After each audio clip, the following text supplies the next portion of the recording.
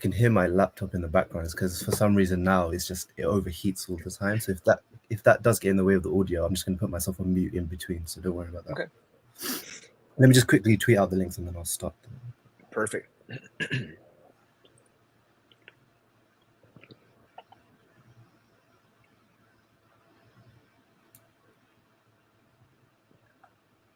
Did you catch any of the fights this week? Actually, I've not. I've just been so busy with our fight, and I kind of took the weekend off, to be honest. But so I did not catch the Jojo Diaz fight. There's a lot I have not caught up on. Yeah, I was quite busy as well, but I managed to catch him. Oh, here's Mark. Hey, Mark. How you doing? How are you?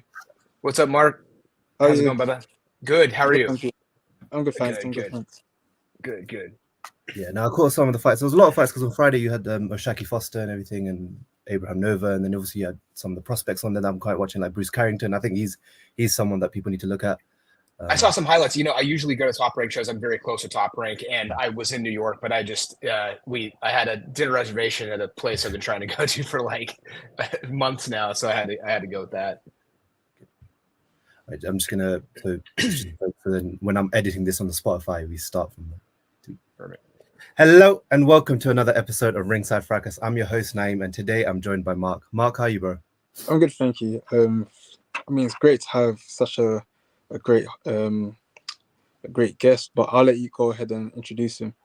Yeah, like Mark said, look, I told you we're bringing special episodes. On Wednesday we had former two-time British middleweight champion Denzel Bentley on, and today we have an even better guest. What a way to sort of carry on this week, because of course we had bad news we were kind of expecting Furiously to happen this week, so we were going to be talking about that. But what better than to talk about Zhilei Zhang, and who better than to do it with Terry Lane, Zhilei Zhang's co-manager and also owner of Let's Get On Box Promotions. Terry, thank you so much for joining us today.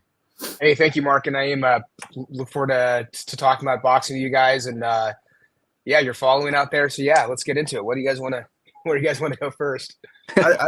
I think the best way to first start this is obviously to introduce you. I've done my research. I know who you are before, but for our listeners that may not be included into boxing, to talk more about you. So how did you sort of find your way into boxing initially and becoming a boxing manager? Well, it was kind of a family business thing. I mean, my father was a former fighter himself. He made it to the 1960 Olympic trials, didn't make the team, but he wanted to stay in boxing. He had a short pro career, wanted to stay in boxing, became a referee. And so, gosh, for my entire life, I've been to more fights than I have than I can remember. I mean, out of the womb, I was going to boxing shows. And so it just was something I was very passionate about. My brother and I, who's now my partner, we just went to so many of these events, and some of my fondest memories. And so right during college, we were kind of setting up a small kind of mom and pop shop boxing promotional company, Let's Get On Promotions. And that I kind of self-identify as more of a promoter. I kind of cut my teeth that way, doing kind of small to medium-sized shows and having a little bit of success in my hometown Reno, Nevada. And just boxing has led me to interesting relationships, interesting parts of the world. And so kind of here I am now. That's the short story. Yeah, speaking about your father, I mean, I've done my research. So your father was a NCAA welterweight champion back in I think it was the 60s. But also what I found interesting that he was doing boxing while being in the Marines. Am I correct, right? Yeah, absolutely correct. That's where he was a fan of boxing before it was kind of a family controversy. His father wasn't super happy that he went to the Marine Corps instead of the University of Michigan, where he was supposed to go study, farming or something. But he was a fan of boxing, and it's just been a passion of his. And then he tried it out in the Marine Corps, kind of took to it, and read an article in a magazine about this coach called Jimmy Olivas, who was my dad's boxing coach in the University of Nevada, Reno. That's when boxing was an NCAA sport. Actually, I think the year or around the time my dad won the title is when they had a death in the ring, unfortunately. And ever since then, it's become what we call a club sport. It's not officially sanctioned by the colleges and the NCAA, but there still is a presence of it. But yeah, he started in the Marine Corps, and he had like 11 fights. And I think he's one of the only few people. He did his refereeing and boxing career actually overlapped a little bit. So very interesting stuff. But he got to referee some of his heroes and some of the big fights through beginning in the 60s all the way up, through the late 90s. And one thing I wanted to ask about your father, of course, he was involved in probably one of the most famous fights in boxing. I think it's one of the fights that transcends the sport. Like if you ask someone who knows nothing about boxing, they probably would remember that moment where he was called up to referee the Evander Holyfield versus Mike Tyson 2 rematch. And that was where obviously Mike Tyson bit Evander Holyfield's ear. What was your reaction and his reaction? Because I'm sure like when he was being a referee, there's so much that he has to worry about. And of course, because it's such a big, high profile fight, there's even more pressure on him to sort of, do his best job. But I'm sure he wasn't expecting something like that. Like, what was the reaction kind of? It's fun. I mean, it was obviously kind of shocking, but it's something that, to use his words, it happened during the heat of battle. I mean, look, there are two guys fighting in there, and it was kind of gruesome and shocking, but it actually wasn't the craziest thing that he saw as a referee in the ring. I think the rematch between Lennox Lewis and Oliver McCall, where Oliver McCall had a nervous breakdown. Yeah. My dad did that fight too, and actually that was in, I think, close proximity of the bite fight. My dad got all the weird ones. He got all of the weird ones, but I don't know. Just as I was, I believe in middle school at the time, and there was a rumor that I had Holyfield's ear in my freezer at home, and it was just a weird time. But it's so funny because it led to different things. He got like a TV show because of this incident. He wrote a book because of this incident. He was the claymation, celebrity deathmatch referee. It just kind of threw our lives into this weird world, even though he had been a prominent referee and a prominent member of like the legal community where I was from. But yeah, this just took things to a weird place, but it was a shocking event.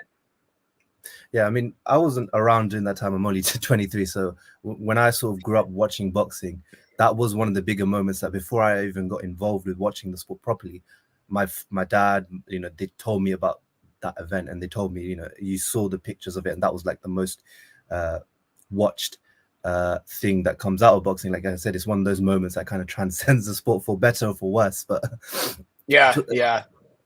But speaking about you, obviously you started Mark, you started Let's Get On Promotions with your brother Tommy Lane, and then obviously you got into the business of managing. How did you come across how did you come across Zhilei Zhang? What were your first impressions of him? Well, so it actually goes way back. It's a story that's taken a lot of twists and turns. I did start out as a promoter of Zhang Zhilei. We started a new company with a partner, and things did not go well with this partner. And in boxing, it's easy to get involved with some pretty bad people. But we started a new company called Dynasty Boxing. Basically, me and my brother both had contacts in mainland China in the casinos in Macau. And this is when the Chinese government was sort of allowing their elite amateurs to try professional boxing, and they needed people to help make this transition, because boxing in China is still very much in its early stages, even now. Like it's just not like it is in the UK or the US or anything. So they wanted Western people to help transition these high level amateurs. One of the first ones was Zhu Shiming, but he ended up going with Top Rank. Zhang Zhilei and Meng Fanlong, who's my other client, we basically helped just started up a new promotional company to turn him pro.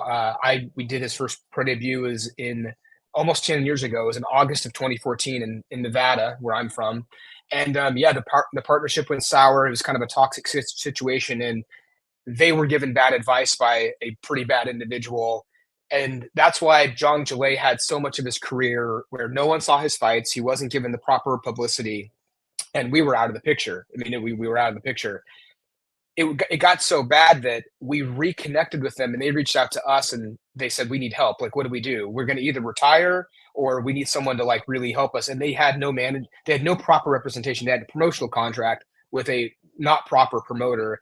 We entered the picture and kind of cleaned up a mess, but there was an existing promotional company with another entity. So we had to be advisors or managers. We couldn't be a promoter because they already technically had one. But so that's the kind of long story. I got the short story of a very long kind of story that, so I met him and helped bring him into the pro ranks back in 2014, but it wasn't until 2019 that they were stuck in a really toxic place and they needed some help. And I guess we made a good impression on him and them. back in the early days in the 2013, 2014. And they trusted us and they said, hey, can you help out? And we were, able to help. And I think we've done a pretty good job considering. Yeah, there's always you always hear stories in boxing where you've got like talented boxers who, because of certain other issues outside their control, legal or whatnot, that it kind of does derail or hamper their career. For example, you've got Jaron Ennis, who's obviously very talented boxer involved in a legal situation, which is keeping him outside of the sport. So it's great to see that at least someone like Zhang has got that opportunity to where he is now, where we're able to see him and all his talents, because he's putting on some of the most entertaining fights that we're seeing. What were your first thoughts though when you first watched him? Like you saw his first fight, like what did you think? Did you think like we've got a gem here? What was it about him that like sort of stood out to you? Well, I mean, we knew that he was older. I mean, because again, it wasn't really all his choice of when he turned pro. He had medaled in the Beijing Games, and then he didn't medal in London, and that was 2012. I think he did another big high-profile tournament in Asia in 2013, but that is when, again, he had the blessing from the government there to turn pro.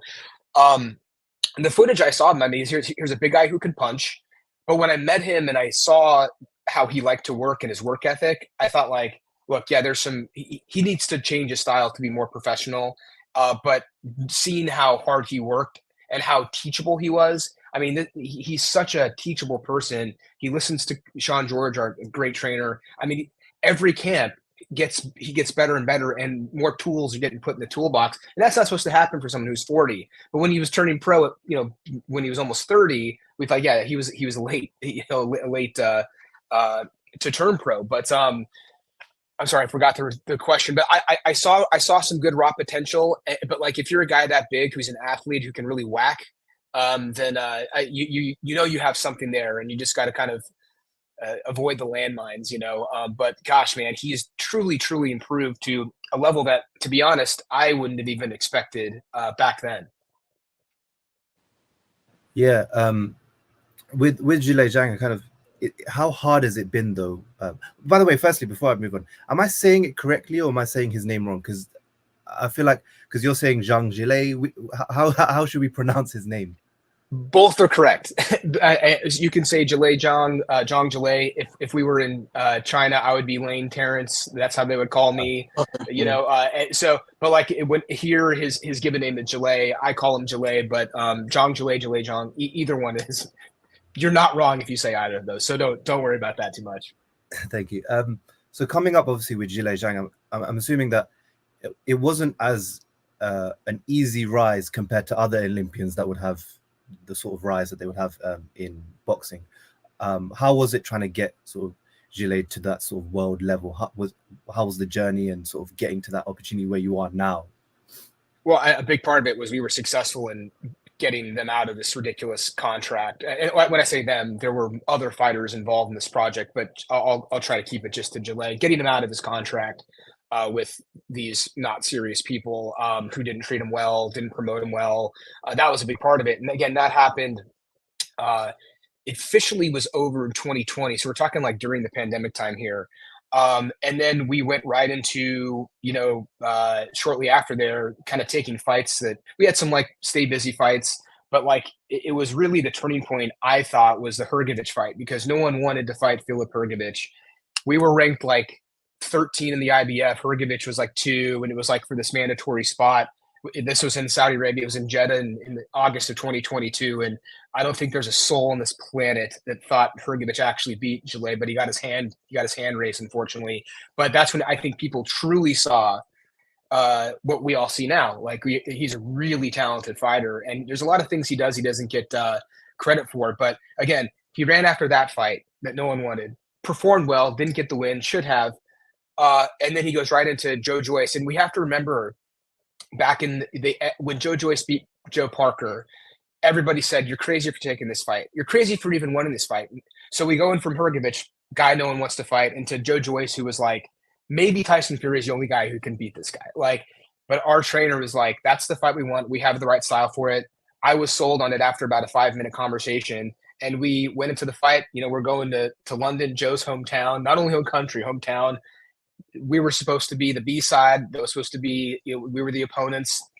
We were supposed to lose that fight. We knew differently. But it was just the last 3 fights that he has. He's fighting guys no one else did, and he's showing what he can do. And by stopping Joyce twice, I think now he's hit the scene. He's been in the game for 10 years now, but it really wasn't until those fights that people began to see his truly world-class talent. You see, after the Joyce fight, what were sort of like the options or like the routes you could have gone down, like before making the Parker fight?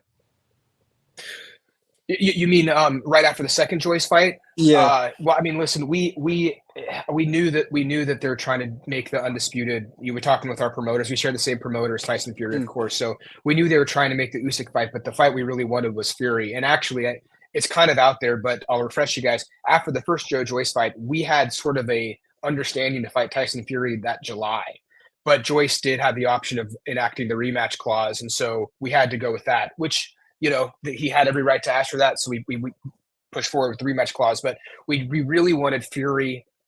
That's the fight we wanted, Fury and Joshua. Those are our top two, like almost 1A and 1B. But yeah, to answer your question, it was really interesting because the Riyadh season stuff started in October, I believe. And that's when, Turki Al-Sheikh put on these amazingly special cards over there. We knew that we were going to fight on either February or March. They hadn't set the date yet.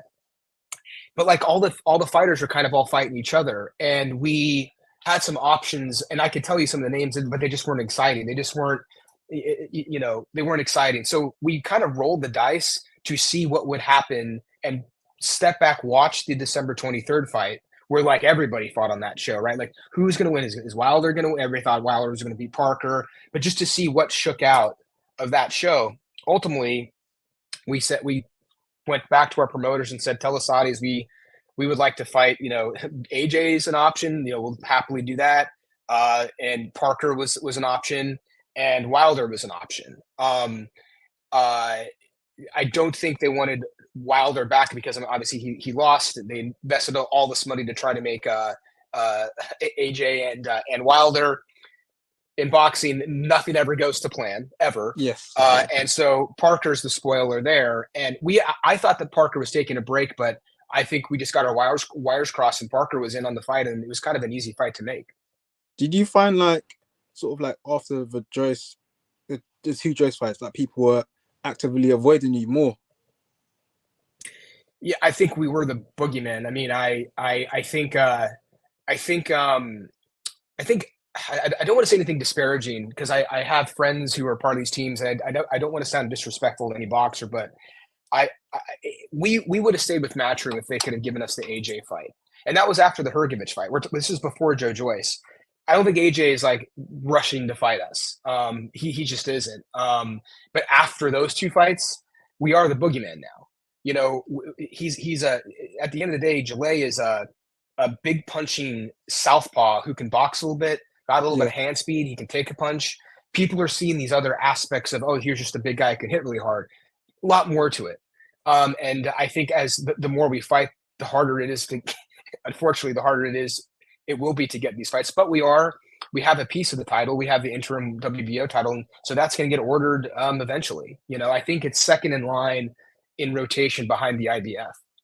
Did you let me try and articulate this correctly, but did you as a camp or like feel a bit offended when sort of you were picked to sort of be like the name to be on Joe Joyce's record as like the person that like he's beaten in order to get to like the next level? Well, I mean, look, we weren't really, we were treated so well. And it was my first time, like not only working in a fight in London, but like the UK fans are awesome. So like, we were just like, I don't want to say happy to be there, but we were really confident in what the result was going to be. So like, we did feel a little like, I'll give you one. I think the BBC has like a boxing podcast that they do. And they did a preview of the Joe Joyce fight. They didn't even mention Zhilei by name. Like it was as if he was like, Joe Joyce was going in April 15th. He was going to go shadow box in the ring or something. Like it was like we weren't even there. The betting odds. Just no one gave us a chance. But so we felt a little bit of a chip on our shoulder, but we were pretty confident in how it was going to play out. It was just a bad style matchup for Joe. Yeah, and he and his team are great guys, and he'll be back. He'll be back in the mix. I know he's got his fight coming up too. But yeah, I mean, it just kind of was what it was.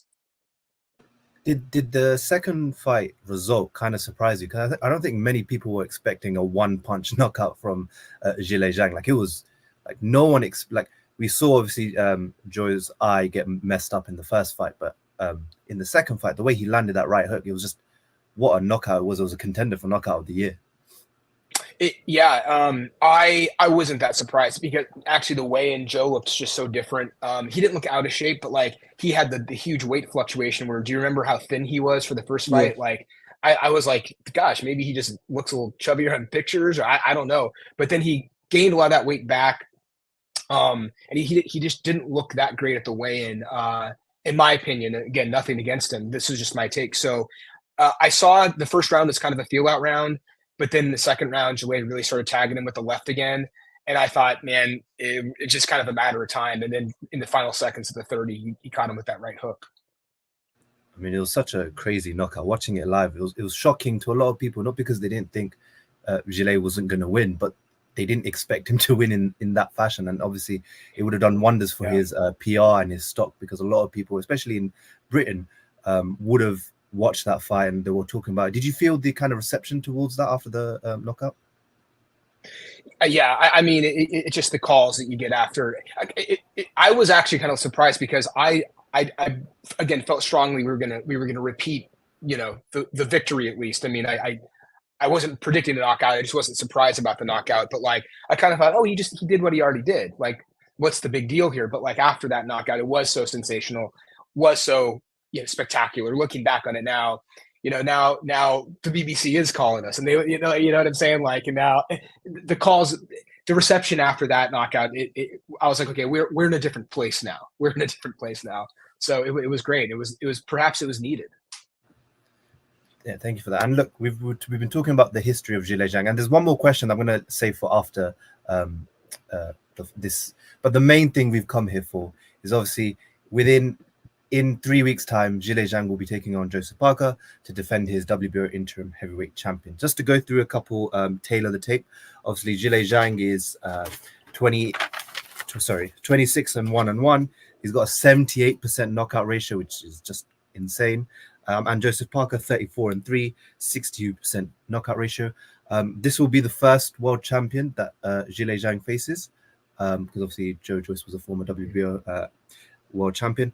And some of the wins that Parker's got recently, like Deontay Wilder, Andy Ruiz, Takam, Huey Fury, and Chisora, it's probably Zhilei Zhang's best opponent to date. But obviously there is that caveat of Joseph Parker did lose and get knocked out quite badly to Joe Joyce. But still, I think this Joseph Parker is probably better than that version that faced Joe Joyce. And some stats that I want to bring up, because I did some research. And look, stats aren't the sort of, they don't paint everything, but they give you kind of a good picture of what to expect. And this kind of surprised me when I researched it. So on CompuBox, because that's kind of the only thing that boxing kind of has when it comes to recording the stats of punches.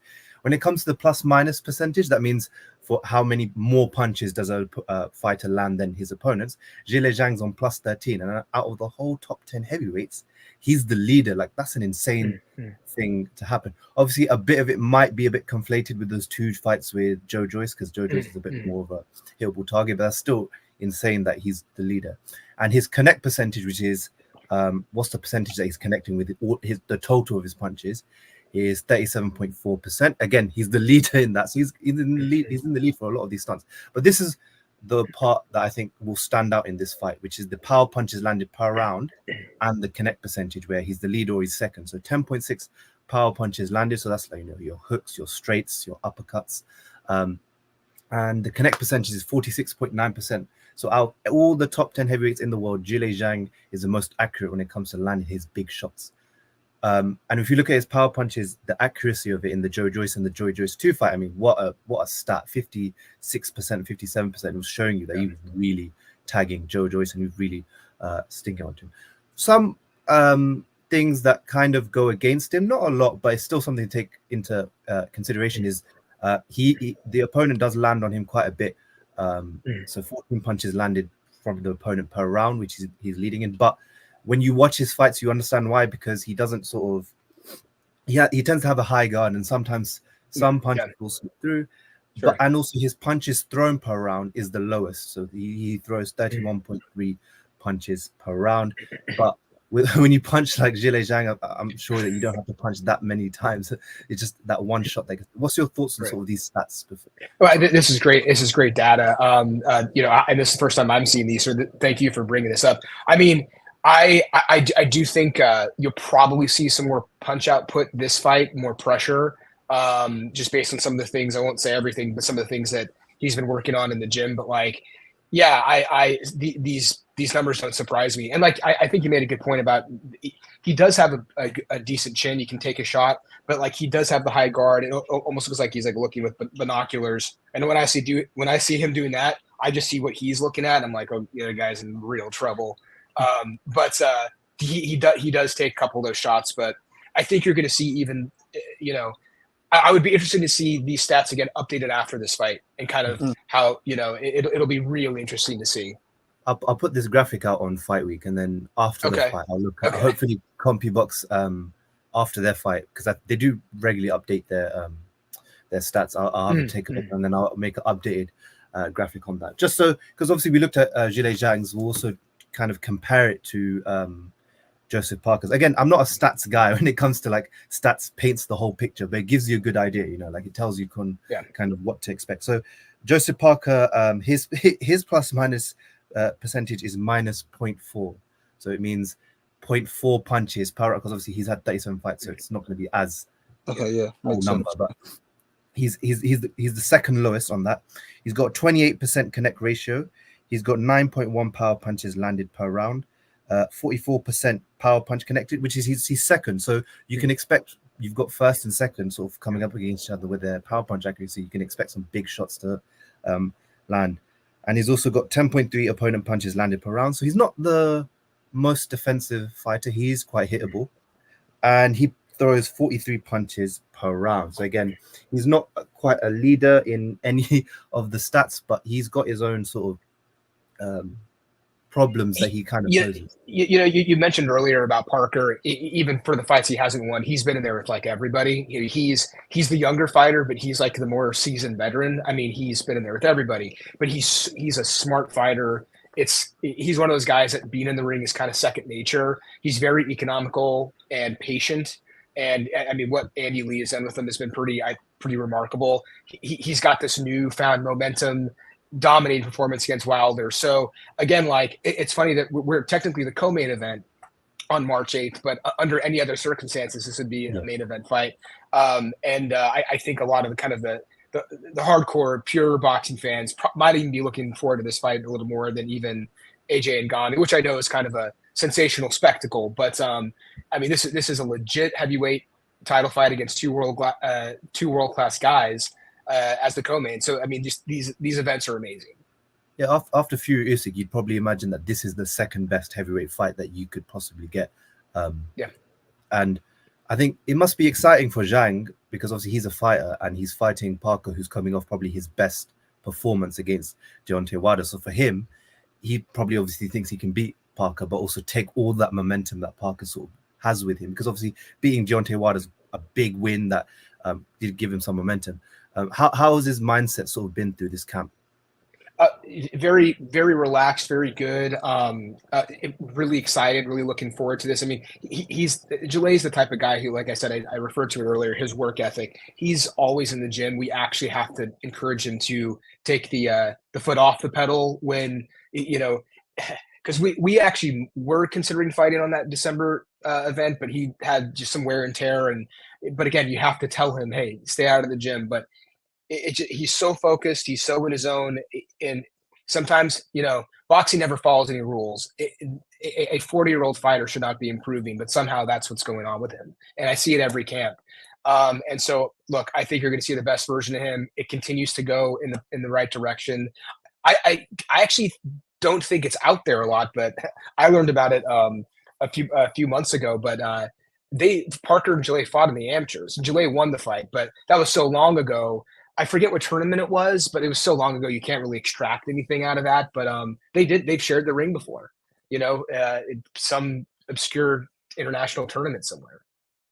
I know like Zhilei Zhang's like we talk about his age a lot. I know like he's 40, but I feel like he doesn't have much mileage, so I don't necessarily feel like his fighting age is 40, if that makes sense. Like you It get does. you get some fighters that so for instance, Deontay Wilder, I know he's 37, but he looks 37. Like he's had Right. like a lot of wear and tear. Whereas I don't think Zhilei Zhang, like his fighting age is necessarily 40. So do you feel like a lot of people sort of like use it as an excuse, like against him, like his age? Yeah. I think it's kind of like, oh, I mean, look, he's a high risk and maybe you could even say low reward fighter to face. So, and people, oh, like if you beat a 40-year-old man, you're supposed to do that, you know. Yeah. So it does get used against him a bit. But you're right, Mark. You're right because he doesn't have a lot of mileage on him. When you punch like that, you're not going through these brutal fights over 10, 12 rounds because you're stopping your guys so much, right? Like you don't have these brutal wars that he's been in.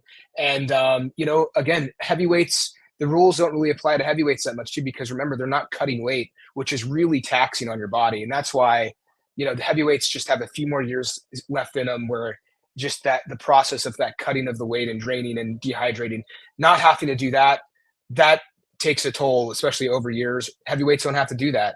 He's never had to make weight once. And, you know, so again, he is the fresher, younger fighter in a lot of ways. Like you said, if you could put like an age of a fighter on him, it's not going to be it's not going to be 40. And obviously, this is Zhang's second time fighting in Saudi Arabia, because obviously the first time was against Hrgovic on the Usyk Joshua 2 undercard. And Zhang's last two fights were in Britain, and then before in London, and then before that it was in Saudi Arabia. So he's been a bit of a globetrotter, road warrior, as you would say, in his last couple of fights. Does that kind of motivate him, knowing that, like, look, I've had to come out of, you know, my shell. I've had to come to there, you know, for example, Joe Joyce had to come to his home, beat him up. Now I'm going to have to go into Saudi to fight Joseph Parker. Does that kind of motivate him? Because like Usyk did the same thing when he was coming up. You know, his sort of cruiserweight to heavyweight run, he was sort of going to everyone's home, beating them. And he said it was, you know, it was a motivation for him, you know, being able to take the belts back to his home. So the same thing with Zhang, is that motivation in there for him? I do think it motivates him a bit. I mean, he is kind of the road fighter. You know, actually, this is the first of those three fights, Hrgovic to Joe Joyce fights. Both of those instances, we shared the same promoter. So, and even in the rematch, we were defending champions with Joe Joyce. You know, we were the out of towners still. You know, we were the Joe. You know, Joe Joyce is just going to correct what should have happened the first time, and everybody thought that Zhilei was going to lose, and you know, of course, we felt differently. But it kind of puts a little extra, like, I don't know, pep in your step to have to be traveling, you know, for these fights. But we are very much, I guess, I hate this term, the A side this time. So it is a bit of a different dynamic. Can I ask your prediction for this fight? I think Zhilei is going to stop Joe Parker in the mid round, so 6-7, somewhere around there. That'll be good, because he'll be the second guy to stop Joseph Parker, which is quite a big feat, because obviously Joe Parker, Joe Joyce did it, and then Anthony Joshua couldn't do it. So yeah, I got to say this too. We respect the hell out of Joe Parker as a fighter. There's no looking past him. This is a big heavyweight fight. It is heavyweight boxing. Anything can happen. We're excited, but there's no bit at all of like, oh, well, you know, what's next after this? Nothing like that. Naeem, what's your predictions? Yeah, I'm leaning towards Zhang, just because I think when Joe Parker faced Wilder, he showed some good boxing skills, but against Wilder, it wasn't, to me, like he was showing some elite boxing skills. It wasn't like he was sort of this sort of Usyk cat type performance. He was doing the basics, and he was taking what he knew from the Fury fights, which was not to let him set, not to let him come forward, just always keeping him on the back foot. And you could also kind of tell, we were saying this before, that Wilder, he kind of lost that fire, and he kind of admitted it in the post-fight interview. I think with Zhang, it's a bit of different, because you've got a guy who can actually box, who's a really good boxer. He's got that amateur background. Doesn't always mean you're a good boxer, but with Zhang, you can see it. He's got that amateur pedigree. It comes out in a lot of his fights, but he can also hit really hard. And I feel like Joe Parker is going to have to put on one of the best boxing performances if he's going to win it. Because I don't think he can stop Zhang. I don't think he's got the power to really hurt Zhang. But I think we're going to see both guys really hit each other really hard. Like we're going to see, because both guys can. The thing about Zhang is I think he's got the best combinations out of all of the top 10 heavyweights. No one mixes his hands up the way Zhilei does. So I expect Zhilei to probably get the knockout as well. Maybe later. I wouldn't say 6, 7 of the year, but I think maybe like 9, 10 when Joe Parker sort of starts to slow down a bit more, and Zhang, because the one thing that comes up with Zhang's fights, when people discuss Zhilei Zhang fights, is they go back to the Jerry Forrest fight, which he looked like a world champion in the first 3 rounds, and then the other 3 he kind of declined. But then you have to go into the context of it. He was suffering with a lot of medical issues that came out afterwards. So I don't think his gas tank is bad, but I think the way he fights, like we saw, he doesn't throw that many punches. He can maintain a consistent pace for 12 rounds. And I think as the rounds go by, Joe Parker's not going to be able to zip in and out because he's not used to that style. There's another element too I just want to throw out there. Again, I'm just putting this in our column, and Joe Parker, the seasoned veteran, he's going to, I'm sure he and Andy are preparing for this, but we only found 1, maybe 2 southpaws that Parker fought. And that's another element too. Like, I mean, the angles of the punches coming from Zhang are just totally different. But all of the high profile fights from Joseph Parker were against righties. There hasn't really been I guess it's kind of just us, a high profile lefty out there. I guess Usyk switches, but that's going to be, I think, difficult for Joe to deal with.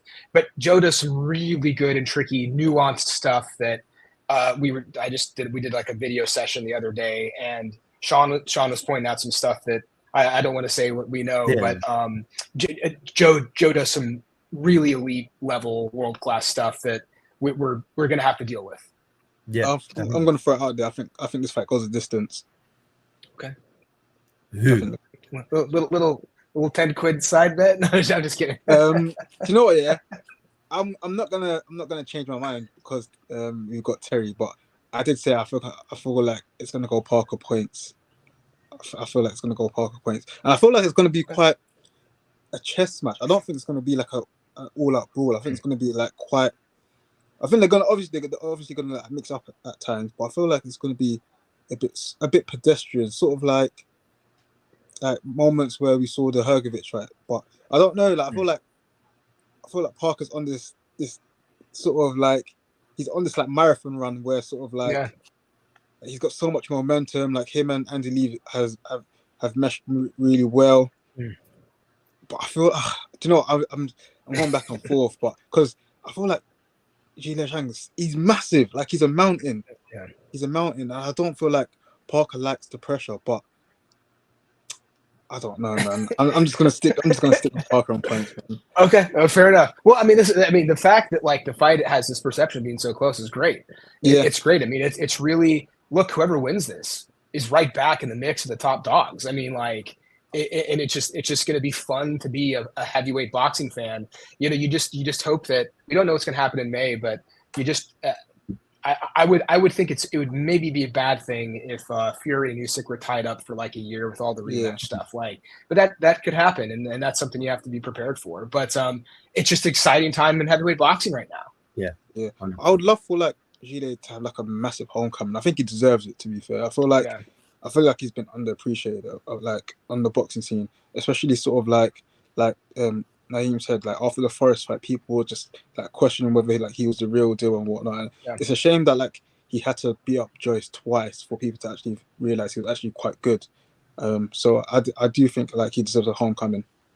Yeah, we're working on that. I mean, doing something in China is a top priority for us. But I mean, just right now, like what's going on with Queensberry and the relationship with His Excellency Turki Al-Sheikh. I mean, it's something, and we talked about this a lot off the air, Naeem, where I grew up where Vegas was the capital of boxing, and before that it used to be New York City. And are we looking at a completely different era now where, the Middle East, Saudi, places like this, or is this new Las Vegas? Is this where all the big fights are going to go? Maybe.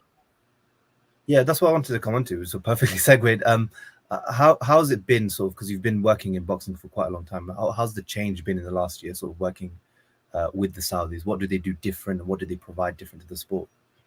Well, they're not willing to spend little money, that's the way to get things done. Really, they're able to break the barriers of some of the things they're doing. They're spending so much money. They're doing complete buyouts where they're owning the ancillary rights and the broadcast rights and the streaming rights of everything. So they can write such a large check that all the barriers of this network and this promotional contract, just with a large enough check, you can just make those problems just go away. And that's kind of what they've done. And I hope they stick with it and they don't get sick of it. But Turki Al-Sheikh is a boxing fan, and he seems to be enjoying this. And look, I hope this lasts for a bit, because it's good for the fighters, but you got to think about all the other people it's trickling down to. I mean, the cut men are getting paid amazing, money. The strength and conditioning trainers who don't even go to the fights sometimes. Like people are making good money, and I think that's a good thing for the athletes. Yeah, perfectly well said. And obviously, to end off sort of our interview, I know you've said multiple times that you're a boxing fan, so I kind of want to get your take on what you think on certain fights. So AJ versus Ngannou, what's your take on that? Who do you think? What's your prediction? For the love of God, for the love of boxing, AJ, please dump this bum. Please dump this bum. I don't want to have this debate with my friends at bars anymore. I just like, I don't know what was going on with that fight, but AJ, please, man, just do your thing. Just make us all look good. Do you think it's a stain if AJ doesn't stop him? I do. I mean, look, and Ngannou, like, his story is amazing. This guy fighting in a ring is like no comparison of the pain and that he's experienced in his life. But like, he's an MMA fighter, and I just think that AJ just needs to land like a couple really big combos, get the guy hurt, and finish him off. AJ should be able to do that. But God, man, please, AJ, just please make us all look good. For the love of boxing. For the love of boxing, man. Yeah. And then the other super fight, Fury versus Usyk. Just your quick prediction, what you think could happen? Because obviously, we were meant to so. I do think that if Fury prepares properly, I think his size should hold, and I do think that Usyk is vulnerable to the body. I'm going to lean a little bit towards Fury, but if Usyk just boxed his ears off, I wouldn't be all that surprised either. But I'm leaning towards Fury.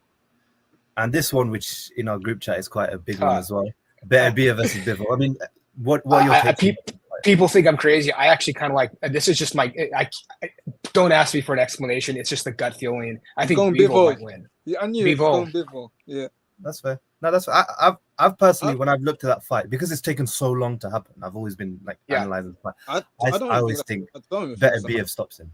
I don't even think that's like a mad decision to pick Bivol. Like, I think Bivol's that good. Like, he's literally that good. Like, it wouldn't surprise me. So it's one of those pick 'em fights, isn't it? I don't think there's like a wrong answer. So I can't wait. Is it set for June? I know that's what's been said, but I don't know. No, it's in, I think, June 1st, but they haven't announced it, but all the promotions are talking about it. So I'm guessing they've sorted it. They just haven't, like, how you said before, the Saudis kind of lead everything late. They haven't set the sort of card, because I don't think on its own it's a big enough fight in the casual sense for them to just market it on its own. So they're looking at putting the 5v5 Matchroom versus Queensberry card on that as well. So we'll, hopefully by the time we get there, they'll announce it and we get to see what's also on it. Yeah, now that's one that we're all looking forward to for sure. But I'm not exactly going to make my largest bet that I've ever made on this one, because this is a damn close one to call. Okay, and a last question from me on the boxing side. Obviously, you're a boxing promoter, you're a boxing manager, so you've got a good eye for boxing as well. Any prospects that whether it's in the heavyweight division or any other division, that you think people should keep a lookout on? Who am I pretty hot on? I mean, like, these are no names. I think Jared Anderson. Everybody, the U.S. always has this thing where we need like our American heavyweight. And Deontay, I don't know if he just lost it. I don't know if he had an off night. I don't know. He the sun might be setting on his era. I'm looking towards Jared Anderson, but I mean, that's just the name that's coming to mind right now. But he's a heavyweight. Yeah, and his next fight's April 13th against Riyad Mahrez. So that's going to be interesting to see. I'm just a bit unsure, because the way he talks about boxing, he doesn't seem like the guy that's set on trying to be in boxing for too long. But you're right in terms of skills. It's some weird interviews he's done. I don't know. God, hire a publicist or something, man. I mean, it was weird. It's like what? But yeah, no. There's always good young talent out there. But gosh, I'm kind of blanking on some guys. But yeah, I guess Jared might be the guy, but long way to go and lot to prove. Yeah. Look, again, thank you so much, Terry, for joining us, and for everyone else listening. Yeah, thank you. And for everyone else listening, if you're watching, please click subscribe, like, comment. If you're listening on Apple Podcasts, give us 5 stars, and on Spotify, give us 5 stars. And like I said, we always bring you these special episodes, so we'll see you again next week. And again, thank you, Terry, for joining us. Cheers. Thank you. Thanks, guys. Take care. Have a good Sunday night. You too. Bye.